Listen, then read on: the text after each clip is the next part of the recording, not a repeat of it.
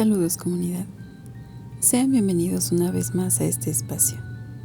Mi nombre es Alejandra y en esta ocasión seré su guía en un breve recorrido a través del estado de Zacatecas, por medio de dos de sus leyendas. Sin nada más que agregar, comencemos. Prometer algo es darle parte de ti 2 veces a alguien. En primera instancia, cuando prometes, le das tu palabra. Y después, cuando cumples tu promesa, le das tu lealtad. Estas cualidades son indispensables en las relaciones interpersonales, como la amistad, por ejemplo. Tal es su importancia, que llega a rebasar la delgada línea de la vida. Así que ahora los invito a que me acompañen a conocer la historia del baile en el Panteón del Refugio. En pleno año de 1860, nuestro país era el escenario de guerras sangrientas entre conservadores y liberales. Había un capitán llamado Augusto Pavón. Este joven militar contaba con apenas 29 años de edad. Era alto y guapo, de bigote rubio. Lucía el uniforme con un porte gallardo. Era inevitable que suscitara la admiración de las señoritas que lo veían pasar. Era educado y gentil en su trato. Al mismo tiempo, sus hazañas en el campo de batalla lo hacían un personaje popular en la ciudad de Zacatecas. Había en ese tiempo una fondita llamada La Luz de la Aurora, un negocio floreciente, con mucha clientela. Su dueña, una morena de 20 años, era una muchacha muy agraciada, de excelente trato y mejor sazón. Ella se llamaba Amparo de la Felicidad. El pequeño local era un lugar estrecho, donde únicamente se podían colocar 4 mesas para los comensales. En la pared, un Santo Cristo y un jarrón de flores frescas que Amparo cambiaba a diario. Era el mudo testigo del trajín de la cocina y de las conversaciones de los clientes. Cerca de la cocina había un perico sobre una estaca, un gato durmiendo en una silla y un perro llamado Centinela guardando la puerta del local. Diariamente, a la hora de la comida, la concurrencia se agrupaba fuera del local, esperando su turno para entrar. Uno de tantos clientes era el capitán Pavón, mismo que era objeto de un trato especial por parte de Amparo. Otro cliente destacado de la fonda era un empleado de gobierno llamado Juan Ponce, quien también era muy bien atendido. Juan Ponce era malicioso, de rostro colorado y de más edad que el militar. Aunque ambos jóvenes eran muy bien tratados por Amparo, ella secretamente sentía predilección por el capitán Pavón. Se diría que estaba enamorada del militar, pero él no se daba por enterado. Juan y Augusto, a fuerza de verse y tratarse a diario, se hicieron amigos, al punto de que comían juntos todos los días, además de pasar juntos otros momentos de ocio. Sus reuniones se prolongaban sin que los amigos, muy animados, se dieran cuenta. Muchas veces se amanecían conversando de una u otra cosa. El soldado relataba sus hazañas de guerra, el otro sazonaba la velada con chistes y ocurrencias. Por su causa, el local cerraba hasta tarde, pues Amparito se sentía complacida con la presencia de los amigos y no tenía el valor para pedirles que se retiraran. Antes, se animaba también y se ponía a cantar, acompañada de su guitarra. Ella tenía una fama bien ganada de cantar bonito, y en la noche su voz bien templada era parte del atractivo del pequeño local. Cuando Amparo terminaba de cantar, la concurrencia aplaudía con ganas. Muchas veces, a Juan y Augusto se les sumaban otros amigos, a la hora de la cena, pues ya sabían dónde encontrarlos. Después salían a dar una vuelta por la hermosa ciudad de Zacatecas y aprovechaban para admirar a las guapas zacatecanas. De tal manera, los amigos pasaban su tiempo entre la obligación de su trabajo y las parrandas con amigos. Al paso del tiempo, los 3 jóvenes se hicieron buenos amigos, pero el capitán Pavón fue llamado a sus deberes por los mandos. Tenía orden de reunirse con su regimiento y salir de la ciudad.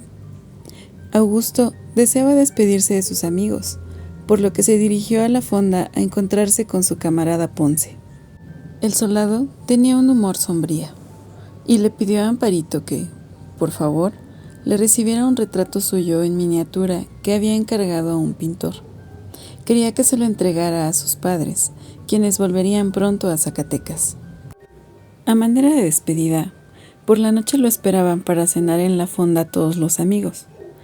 Veía a Amparito que se iba al pozo su amor por el capitán, pero al menos crecían sus utilidades por el licor. Cuenta que pagaba el militar religiosamente. En la noche se presenta con Ponce, acompañado por otros oficiales que eran la flor y la nata de la sociedad. Había música a cargo del grupo del momento de la ciudad. Se comió y bebió por el éxito de la compañía que se iba a la misión militar. Cuando el alcohol aligeró los ánimos, Amparito ya cantaba con la orquesta. Los asistentes le pidieron al capitán que hablase de una aventura interesante, y él accedió. Juan Ponce, como ya estaba entonado con el licor, hacía sátira del relato del soldado, dando una polémica de pullas y burlas entre los amigos. Juan tocó una fibra sensible de la dignidad del militar, pues el capitán paró de pronto las chanzas afirmando que su valor puede ponerse en duda. Pero Ponce, irreverente y borracho en ese momento, quiso llevar la broma hasta lo último y propuso una apuesta en que, si alguno de los dos muriera, el difunto tendría que hacerle al vivo una fiesta en el panteón en donde estuviera enterrado. Para poner fin a tal discusión, Amparito pidió que, en lugar de la apuesta, fuera un juramento. Ella fue por la imagen del Cristo. Los comensales reían y el militar se arrodilló. La muchacha encendió una vela para fijar el juramento. Juro por Dios que si muero primero, le haré un baile en donde esté sepultado a mi amigo Juan Ponce. Por su parte, Ponce hizo lo mismo. De rodillas ante el Cristo, con su vela encendida, juró de igual manera ofrecer un baile en honor a su amigo si se va primero. Fuerte impresión causó la escena. Se les quitaron las ganas de seguir celebrando. Hacía 3 meses que se había ido el militar. Una tarde llegó un soldado, llevando la noticia de la derrota del regimiento del capitán Pavón y del fallecimiento de este en acción. Al enterarse, Amparito lloró tristemente y se vistió de luto. La familia del joven militar, que hacía poco que había regresado a la ciudad, empezó los trámites para trasladar el cuerpo a Zacatecas. Una vez en la ciudad, le dieron cristiana sepultura en el Panteón de Refugio. El capitán tuvo un funeral con honores militares.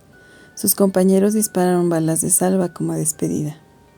Juan Ponce no se imaginaba el fin de su querido amigo. Todo pasó muy rápido.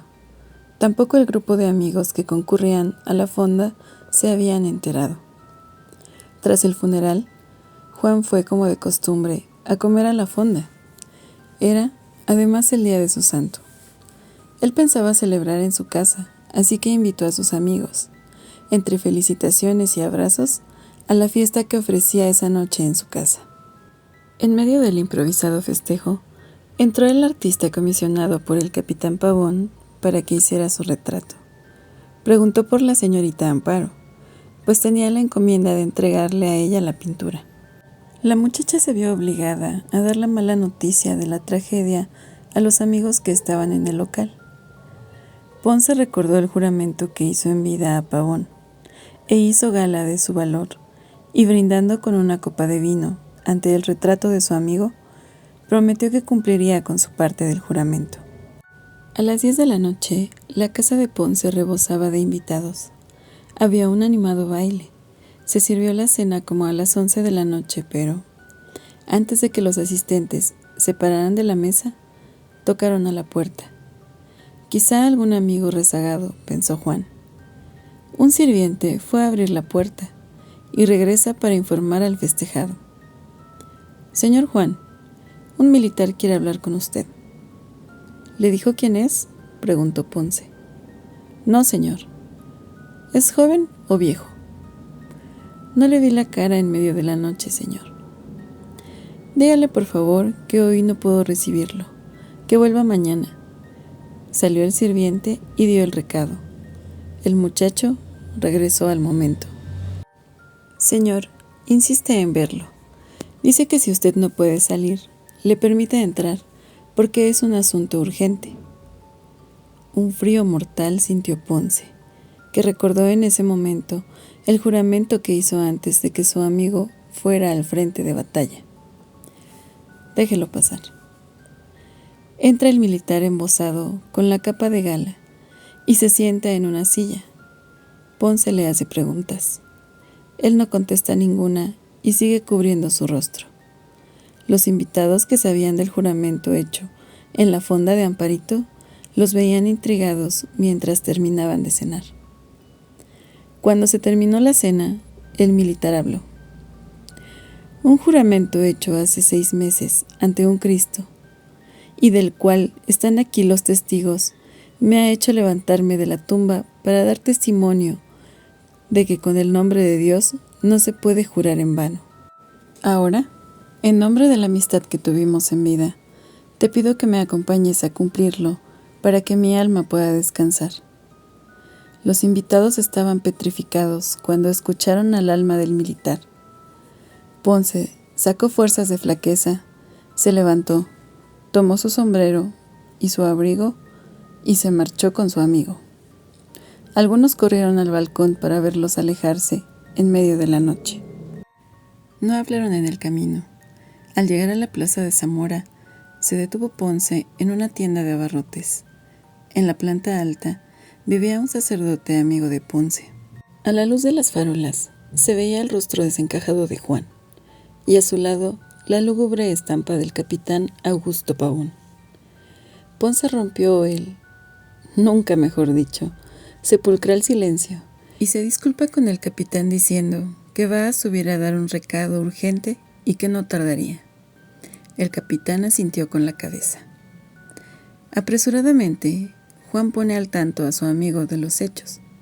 El sacerdote escuchó serenamente al nervioso joven, que estaba a punto de un colapso. De pronto cayó en cuenta del pequeño detalle del juramento y dijo: no dudo que Dios le otorgara el permiso para levantarse de la tumba. En la calle se oían los pasos del militar que caminaba esperando a Ponce. El cura le habló a Juan. Es necesario que acompañes a tu amigo para cumplir el juramento. Valor, Juan. Ponce se resuelve a afrontar la situación. Arrodillado frente al sacerdote, hizo un resumen para confesarse y recibió la absolución del sacerdote. El cura le entregó un crucifijo y algunas reliquias para que le acompañaran en tan difícil trance. El capitán, un tanto inquieto, llamó a la puerta. Juan sintió el frío de la muerte y se apresuró a salir. Sin decir nada, atraviesan las calles del Refugio y Manjarés rumbo al panteón. De pronto, Juan distingue mucha claridad. Una luz alumbraba el camino, pero no podía distinguir lo que había detrás del destello. Al pasar por una pesada puerta de hierro, ésta se abre y les deja escuchar una música triste y melancólica. Estaban ya dentro del Panteón Refugio. A esas horas, el cementerio se había convertido en una sala de baile. El capitán descubrió su rostro, tomó del brazo a Juan Ponce y lo hizo pasar a la fiesta. Juan no era dueño ya de sus actos y cayó desmayado. El cura lo seguía a distancia. Vio mucha claridad y un haz de luz que alumbró por un momento a los amigos. El destello sucumbió cuando el cura llegaba a las puertas del cementerio. Ponce estaba tirado a las puertas del panteón y el sacerdote lo despertó y lo acompañó a su casa. Todo quedó en calma. Al día siguiente, naturalmente, el tétrico relato fue del dominio público. Los serenos aseguraban haber visto y oído, ya entrada la noche, mucha luz y música en el Panteón Refugio. Juan Ponce ganó una popularidad que no deseaba y que jamás imaginó. Por mucho tiempo, ávidos de conocer su aventura, los vecinos lo escuchaban atentos, y él hablaba de todos los pormenores de la fiesta que su gran amigo, el capitán Augusto Pavón, hizo en su honor desde ultratumba. ¿Qué les pareció, comunidad? Y para dar fin a este recorrido, los invito a que me acompañen a conocer la historia de la Filarmónica. Aquella hermosa mañana de 1600, todo era entusiasmo y alegría en la quinta llamada Villa de Rosas, pues era esperada con ansia la llegada de sus nuevos moradores, el bizarro capitán don Jorge Temiño de Bañuelos y su bellísima esposa Perla Santini, hija de un músico italiano que acababa de morir en Veracruz. La única condición que había puesto la gentil desposada para dejar aquellas hermosas tierras e irse a vivir a esa barranca fue que viviera alejada de toda la sociedad por razón de su luto, y el enamorado esposo le mandó construir la villa a orillas de la ciudad. Fue construida en medio de un jardín cubierto de rosas, de ahí el nombre de la villa. Tenía una fuente de cantera rosa labrada y cuyos surtidores parecía que murmuraban, y en su entorno cientos de palomas. Los salones estaban majestuosamente amueblados al estilo de aquella época, y en el salón principal había un fino piano, porque la joven señora amaba con pasión la música. La mansión era un estuche digno de tan hermosa Perla. Tarde a tarde se escuchaba por la villa la voz cristalina de Perla, acompañada del piano. Ella cantaba bellas canciones de su tierra. La dicha de los enamorados era tal que creían estar en el paraíso. Mas esta dicha fue de poca duración. El capitán fue llamado a combatir a los chichimecas, los cuales se habían amotinado. Así que partió con el corazón destrozado por dejar a Perla en la soledad de su villa. Las risas no volvieron a escucharse, ni las canciones. Una inquietante y muda tristeza se apoderó de Perla, y el piano era su única distracción, pero sus melodías reflejaban la tristeza que embargaba su alma. En vano sus amigos trataron de distraerla, porque ella cerró la puerta a todos. Solo se permitía rodearse de las personas a su servicio. Se pasaba los días sentada al pie del ventanal, esperando el regreso de su amado. Muchas veces, para combatir las largas noches de insomnio, tocaba el piano hasta el amanecer. La gente o los pocos caminantes que pasaban por allí la creyeron loca y empezaron a llamarle la Filarmónica. Una noche que tocaba con toda maestría, se interrumpió súbitamente la melodía. El vigilante se extrañó porque estaba acostumbrado a oírla toda la noche. Al día siguiente, la camarera la encontró muerta sobre el piano, como una flor marchita. Días después, llegó la noticia de que el capitán había muerto en uno de los enfrentamientos con los indios. La fecha y la hora coincidían con las de la muerte de su amada esposa. Los parientes del capitán heredaron todos los bienes, pero nadie quiso ocupar la finca, quedando totalmente abandonada. A lo largo de los años, la gente que pasaba por ese lugar, y después de la medianoche, aseguraban que se iluminaba el ventanal y se escucha una música maravillosa, y al despuntar el alba, se apaga la luz y un tristísimo lamento se escucha hasta muy lejos. El nombre de la Villa de Rosas quedó olvidado. Ahora la siguen llamando la Filarmónica. Es así como damos fin a este recorrido. Me encantaría leer qué les pareció. Asimismo, si la experiencia les fue grata, regálenme un like, suscríbanse y por supuesto compartan. De igual forma, les recuerdo que si tienen alguna historia que quieran compartir, háganla llegar al correo electrónico. Agradezco supremamente su tiempo y atención. El momento de despedirme ha llegado. Sin embargo, espero encontrarlos pronto, para que juntos descubramos lo que acontece en la oscuridad.